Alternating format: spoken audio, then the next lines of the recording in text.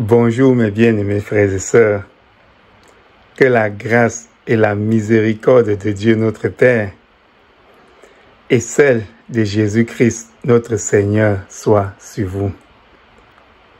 Mes bien-aimés, 3 mois après être sortis de l'Égypte où ils vivaient dans la servitude, le peuple d'Israël se retrouve au pied du mont Sinaï pour recevoir de Dieu ses commandements.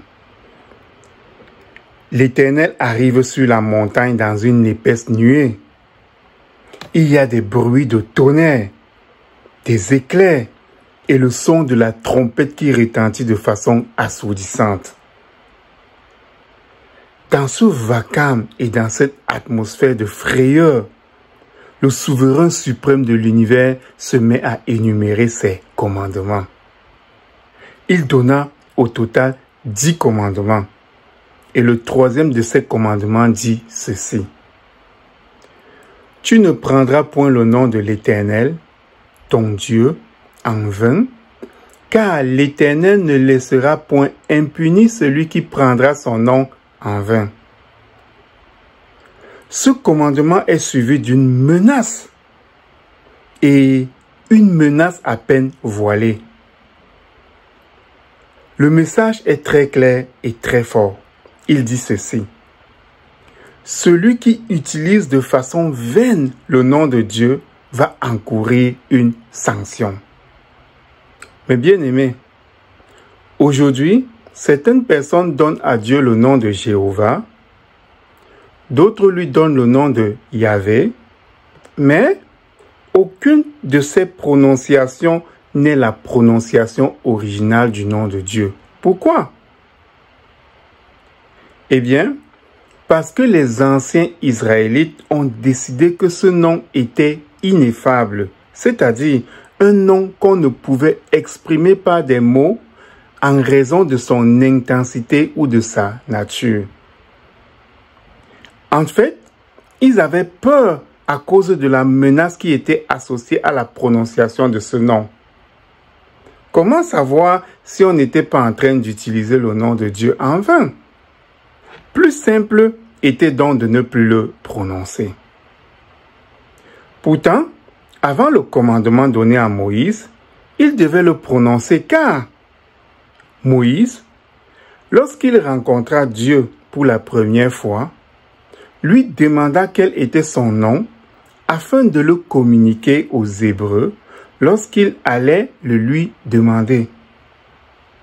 Ainsi, dans le livre de l'Exode, au chapitre 3, le verset 15, l'Éternel donne ce nom à Moïse qui, arrivant en Égypte, le dévoile à ses frères et à ses sœurs en captivité. Aujourd'hui, ce nom donné au prophète Moïse peut s'écrire, mais ne peut pas se lire car il est formé de 4 consonnes. Et ces 4 consonnes sont Y, H, W, H. On l'appelle communément le tétragramme et il n'existe même pas dans la plupart des traductions bibliques puisqu'on l'a simplement remplacé par l'inscription « Le Seigneur » en majuscule bien sûr. Voici donc comment la prononciation du nom de Dieu s'est perdue. Des hommes ayant la crainte du châtiment dans le cas où ils prendraient le nom de Dieu en vain, ont simplement cessé de le prononcer. Mais, est-ce qu'aujourd'hui, chez nos contemporains, on rencontre cette crainte du châtiment lorsqu'on prend le nom de Dieu en vain? Je sais, vous allez me dire que, puisqu'on ne connaît plus la vraie prononciation du nom de Dieu, alors on ne peut plus le prendre en vain. Vrai? Non, faux. C'est ce que pensaient les Hébreux du temps de Moïse lorsqu'ils cessèrent de prononcer le vrai nom de Dieu. Mais ils étaient complètement dans l'erreur. Pourquoi? Mes bien-aimés, avant d'aller plus loin dans ce prêche, nous allons d'abord faire une petite leçon sur la langue française. Connaissez-vous ce qu'on appelle les substituts de nom? Eh bien, un substitut de nom est un mot de reprise qui peut remplacer un nom pour éviter les répétitions de ce nom dans une même phrase. Par exemple, supposons qu'un certain monsieur appelé Richard Desjardins est le directeur de la Banque du Canada. Son nom propre est automatiquement associé à son titre. Et ce titre devient un substitut de son nom propre. Alors, il suffirait de dire le directeur de la Banque du Canada pour qu'on comprenne qu'on parle de M. Richard Desjardins. Il ne suffit donc plus seulement de prendre le nom Richard Desjardins en vain pour causer du préjudice à M. Desjardins. Si on prend aussi l'expression « le directeur de la Banque du Canada » en vain, alors on va causer du préjudice à M. Desjardins. Comprenez-vous cela? Plus simple encore, il y a cet exemple. Jésus-Christ est le nom du Seigneur, n'est-ce pas? Mais le Messie est un substitut de son nom, n'est-ce pas? Si donc vous vous abstenez de prendre le nom Jésus-Christ en vain, mais que vous prenez l'expression le Messie en vain, alors c'est toujours de la personne de Jésus-Christ que vous faites allusion, même en ne prononçant pas son nom propre. Comprenez-vous cela? Ainsi donc, mes bien-aimés, même si la vraie prononciation du nom de Dieu a été perdue, on a au fil des siècles donné des substituts au nom de Dieu. Et ces substituts sont aussi valables que si on prononçait le nom véritable de Dieu. Car, en utilisant ces substituts du nom de Dieu, nous faisons encore allusion à sa personne. Comprenez-vous cela? Ainsi donc, prendre un substitut du nom de Dieu en vain, c'est aussi équivalent à prendre le vrai nom de Dieu en vain, car Dieu est visé et touché lorsqu'on utilise un substitut de son nom. Par exemple, si vous dites « l'Éternel est méchant », a-t-on besoin que vous spécifiez le nom propre de Dieu pour qu'on comprenne que vous parlez du Créateur? Il n'y a qu'un seul être éternel, n'est-ce pas? Ainsi donc, prendre le substitut du nom de Dieu en vain, c'est aussi prendre le vrai nom de Dieu en vain, car le même être est visé. Est-ce assez clair? Maintenant, revenons à la question que j'ai posée un peu plus haut, c'est-à-dire au début de ce sermon. Est-ce qu'aujourd'hui, chez nos contemporains, on rencontre cette crainte du châtiment lorsqu'on prend le nom de Dieu en vain? D'abord, c'est quoi prendre le nom de Dieu en vain? Eh bien, du mot vain vient l'adjectif vaniteux, se vanter. On ne doit pas utiliser le nom de Dieu pour se vanter. Et puis, ce qui est vain est aussi futile. On ne doit pas utiliser le nom de Dieu pour des futilités. Ensuite, ce qui est vain est sans fondement, c'est-à-dire mensonger. On ne doit pas utiliser le nom de Dieu pour mentir. Enfin, ce qui est vain est insignifiant. On ne doit pas considérer le nom de Dieu comme quelque chose d'insignifiant. Est-ce qu'aujourd'hui donc, chez nos contemporains, on rencontre cette crainte du châtiment lorsqu'on prend le nom de Dieu en vain? Nullement. À nos jours, les gens parlent de Dieu comme si c'était leur petit copain. Par exemple, j'ai entendu un télévangéliste américain nommé Jesse Duplantis dire à son auditoire que Dieu lui a demandé son avis sur une question. Dieu demandait à un homme son opinion sur une question. Quelle vanité! Le livre d'Ésaïe, au chapitre 40, le verset 13 dit: « Qui a sondé l'esprit de l'Éternel et qui l'a éclairé de ses conseils ?» La lettre aux Romains aussi, au chapitre 11, le verset 34 dit: « Qui a connu la pensée du Seigneur ou qui a été son conseiller ?» Voyez-vous qu'aucun homme ne peut conseiller Dieu? Mais savez-vous que des millions de gens regardent ce télévangéliste, l'écoutent et l'apprécient même? Combien de personnes vont-elles lui dire qu'il prend le nom de Dieu en vain et qu'il devrait se repentir au risque d'être puni? Combien de personnes vont-ils le lui dire? Dans la même lignée, nous avons ces gens, pasteurs ou simples croyants, qui vont vous raconter comment Dieu leur parle, au point qu'on se dirait qu'ils logent à la même enseigne que Dieu. Mais quand on se rend compte que la Bible nous montre que Dieu a parlé juste 2 fois à Salomon, lui qui avait à diriger le peuple de l'Éternel, et quand le livre de la Genèse nous montre que Dieu est apparu à Abraham lorsqu'il avait 85 ans, et qu'ensuite c'est à 99 ans, c'est-à-dire 14 ans plus tard, qu'il lui est réapparu, lui, Abraham, l'ami de Dieu, celui avec qui l'Éternel a fait une alliance. On se demande pour qui ils se prennent, ces gens qui insinuent que Dieu leur parle régulièrement. Sont-ils prophètes? Sont-ils messagers de Dieu? Et s'il était même, savez-vous à quelle fréquence Dieu parlait à ses prophètes?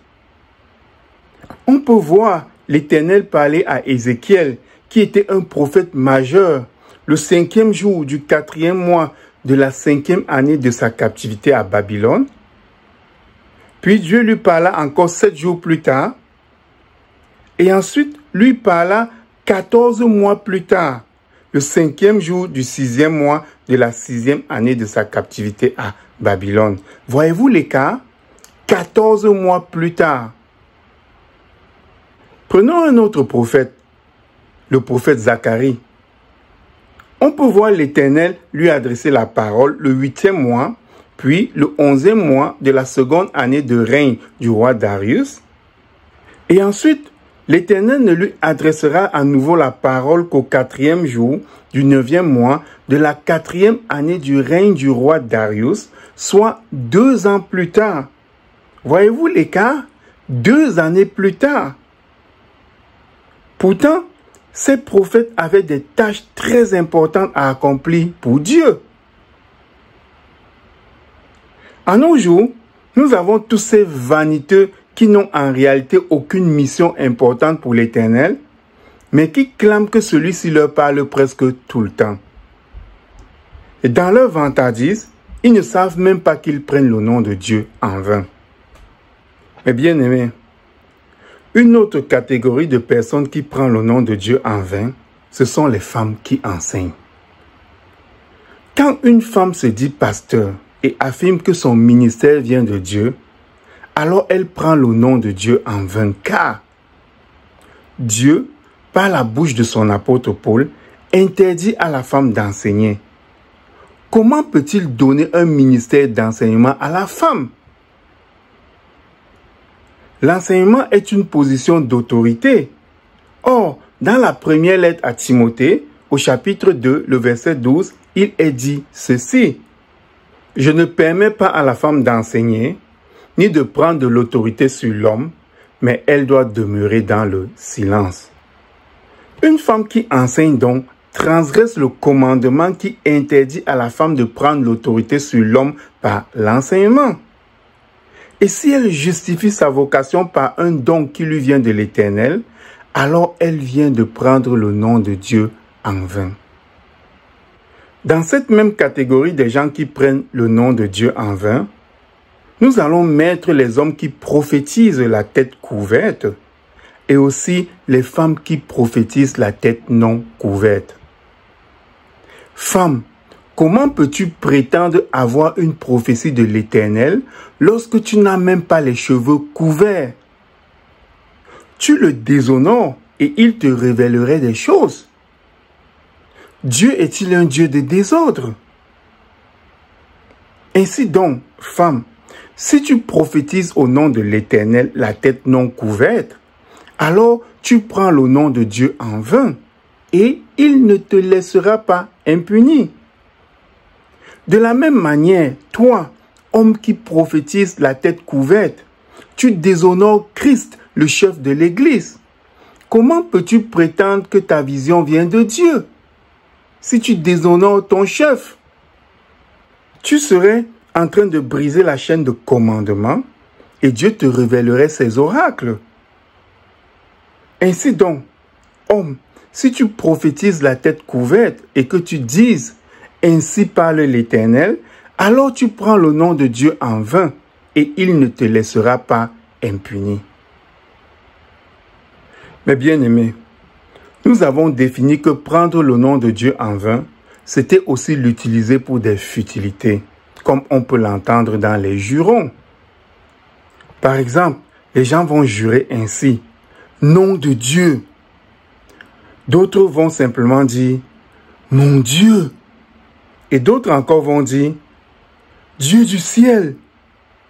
Et puis encore, dans la culture anglo-saxonne, ils vont jurer ainsi « God damn it », ce qui veut dire « Dieu le damne ». Voyez-vous comment le nom de Dieu est associé à des futilités? Prendre le nom de Dieu en vain, c'est aussi associer le nom de Dieu à nos mensonges pour les rendre crédibles. Par exemple, dans le livre de Jérémie, au chapitre 14, les versets 13 et 14, nous trouvons Jérémie en pleine conversation avec Dieu.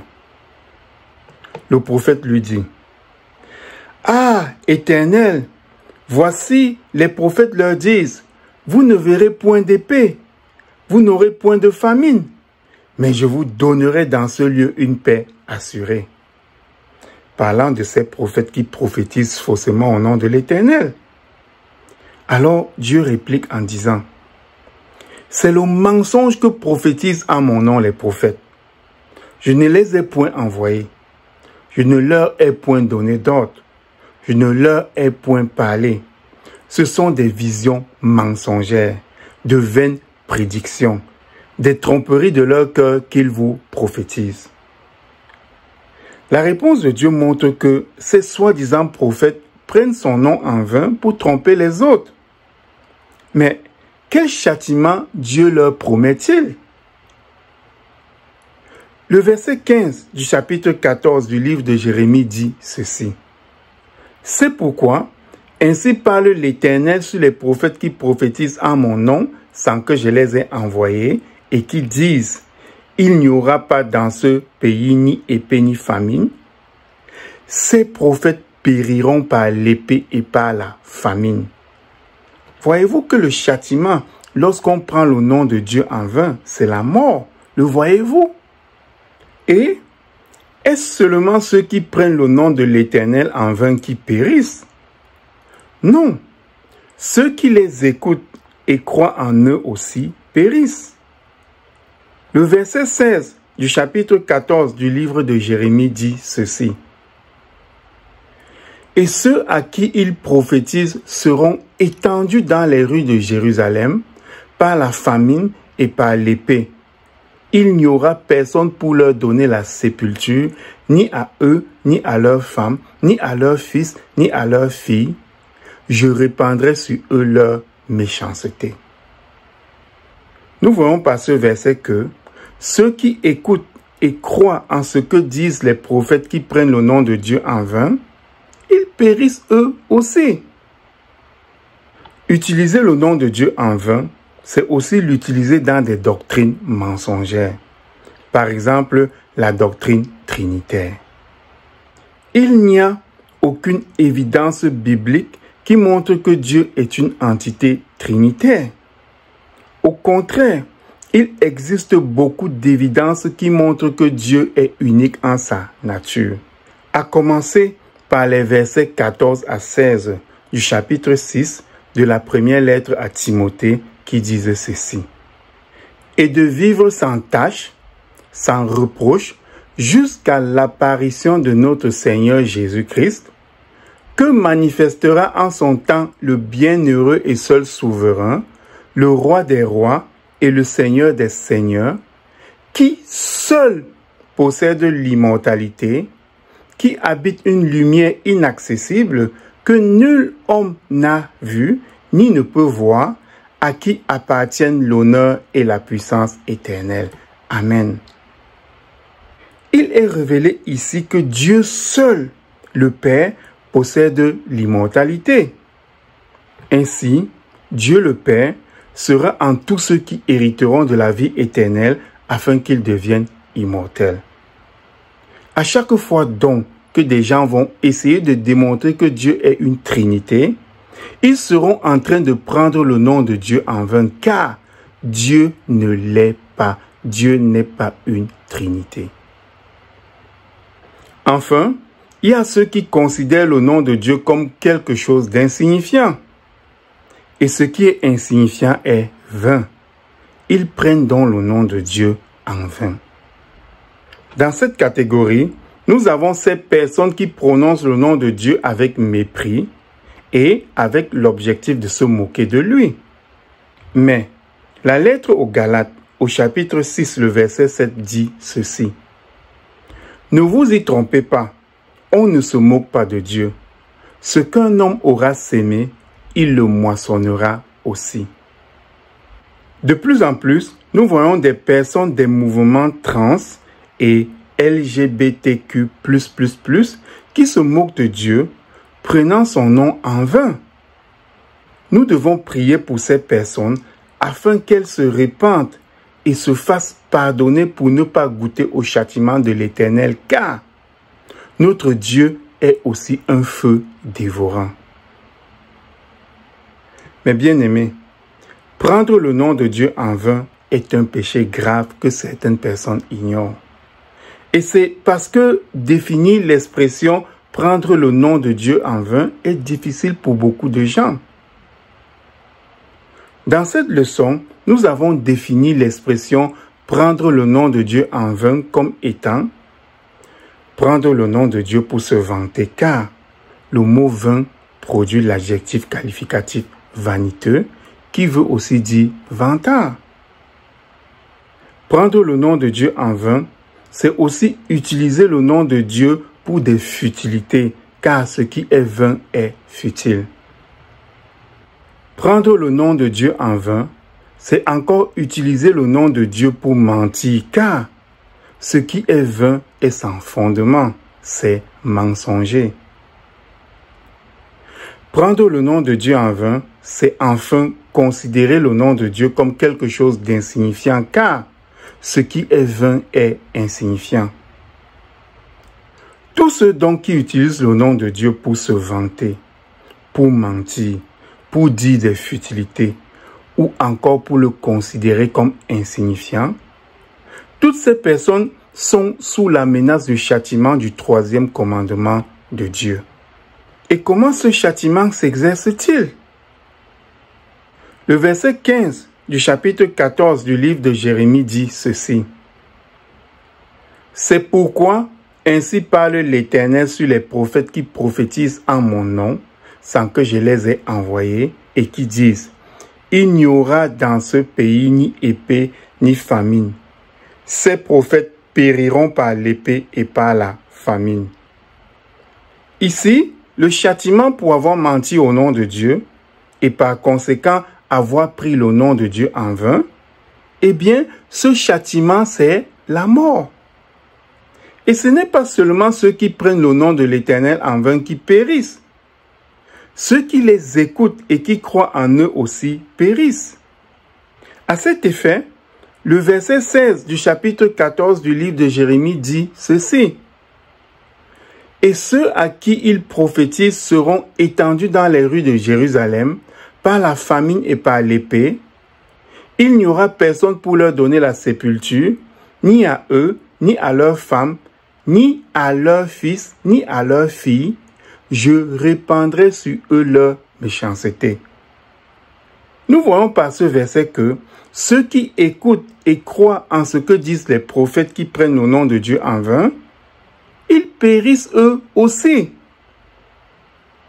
Un autre exemple de châtiment qui s'exerce sur les menteurs est celui qu'on trouve dans le livre du prophète Jérémie au chapitre 28. Ici, Israël est menacé de destruction et de captivité par Babylone. L'Éternel envoie Jérémie prophétiser au roi cette captivité en entrant au palais avec un joug de bois sur son épaule. Anania, l'un des prophètes corrompus qui mangeait à la table du roi, brisa le joug de bois sur l'épaule de Jérémie, déclarant que c'est Dieu par lui qui brise ce joug. Jérémie, vrai prophète de Dieu, un peu perplexe, était en train de sortir du palais du roi lorsque la parole de l'Éternel lui vint, disant « Va et dis à Anania, ainsi parle l'Éternel, tu as brisé un joug de bois et tu auras à sa place un joug de fer. Car ainsi parle l'Éternel des armées, le Dieu d'Israël. Je mets un joug de fer sur le cou de toutes ces nations pour qu'elles soient asservies à Nebuchadnezzar, roi de Babylone, et elles lui seront asservies. Je lui donne aussi les animaux des champs. » Et Jérémie, le prophète de Dieu, dit à Anania, le prophète, le faux prophète, « Écoute, Anania, l'Éternel ne t'a point envoyé, et tu inspires à ce peuple une fausse confiance. C'est pourquoi ainsi parle l'Éternel. Voici, je te chasse de la terre. Tu mourras cette année, car tes paroles sont une révolte contre l'Éternel. » Et Anania, le prophète, mourut cette année-là dans le 7e mois. Nous voyons donc encore ici que le châtiment pour avoir pris le nom de Dieu en vain, c'est la mort. Un dernier exemple, c'est celui du roi Hérode qui mourut pour n'avoir pas donné gloire à Dieu. Et comment? Le livre des Actes des Apôtres, au chapitre 12, les versets 20 à 23, dit ceci. Hérode avait des dispositions hostiles à l'égard des Tyriens et des Sidoniens. Mais ils vinrent le trouver d'un commun accord. Et, après avoir gagné Blaste, son chambellan, ils sollicitèrent la paix parce que leur pays tirait sa subsistance de celui du roi. À un jour fixé, Hérode, revêtu de ses habits royaux et assis sur son trône, les harangua publiquement. Et le peuple s'écria, « Voix d'un Dieu et non d'un homme !» Au même instant, un ange du Seigneur le frappa, donc frappa Hérode, parce qu'il n'avait pas donné gloire à Dieu. Et il expira rongé de vers. On voit ici le roi Hérode qui, après avoir eu raison de ses adversaires, vient s'adresser à la foule avec fierté. La foule lui dit que sa voix est celle d'un Dieu, non celle d'un homme. Et au lieu de déclarer qu'il n'est pas un Dieu, il ne dit mot et consent avec la foule qui est un Dieu. L'Éternel, voyant qu'il utilisait le substitut du nom de Dieu pour se vanter, le frappa de mort. Encore une fois, on constate que le châtiment qui est associé à la prise du nom de Dieu en vain, c'est la mort. Ainsi donc, mes bien-aimés, faites attention lorsqu'il s'agit de prononcer le nom de Dieu ou même un substitut de son nom en vain, car Dieu ne laisse pas impunis ceux qui prennent son nom en vain. Si vous n'êtes pas sûr que la vision, le rêve, la prophétie ou même la considération que vous avez à propos d'un sujet de la foi vient de Dieu, alors ne vous précipitez pas de dire que ça vient de lui. Car il vaut mieux garder pour soi une vision, un rêve, une prophétie ou même une considération incertaine que de l'attribuer à Dieu et risquer le châtiment. Que ceux donc qui ont des oreilles pour entendre, entendent. Soyez bénis, mes bien-aimés frères et sœurs.